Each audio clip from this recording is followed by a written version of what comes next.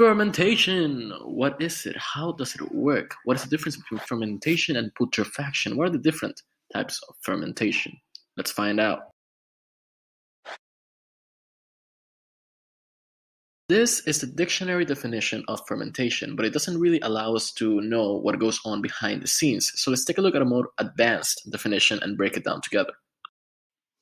Fermentation is the enzyme catalyzed energy-yielding pathway in cells, involving the anaerobic breakdown of molecules such as glucose. Let's analyze each part of this definition individually. Enzymes are organic molecules that serve as catalysts for chemical reactions, offering cells a space where they can transform into other forms that will be more helpful towards the fermentation process while maintaining a higher amount of energy by using the enzymes.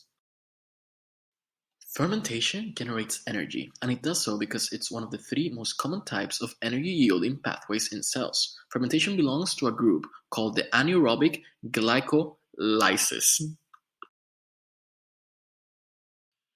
In the process of anaerobic glycolysis, the molecules have no oxygen available, but they're still tasked with the production of energy, so they resort to transforming pyruvate into lactate.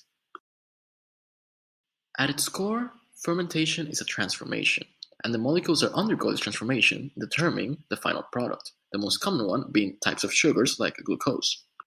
Now that you understand fermentation better, it should become pretty clear why the circumstances for fermentation are so specific. Barrels are used because oxygen has to be scarce in order for the anaerobic glycolysis to actually occur. Also, since the barrels are warm, it allows the cells to have a lot more energy to go on with the fermentation. It's also worthy to note that the alcohol content of the drinks that are produced by fermentation are entirely based on the sugars and mash used as ingredients for the fermentation. And no, things rotting are not the same as things fermenting. Putrefaction is a natural behavior that occurs to every organic material after it starts decomposing, whilst fermentation requires and demands a very specific set of circumstances for it to actually come to fruition.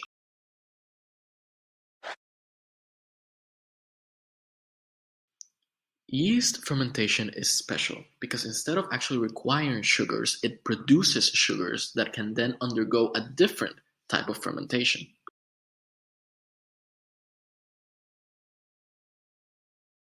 And finally, the most common type of fermentation occurs when starch is introduced into enzymes that will then become simple sugars. Thank you.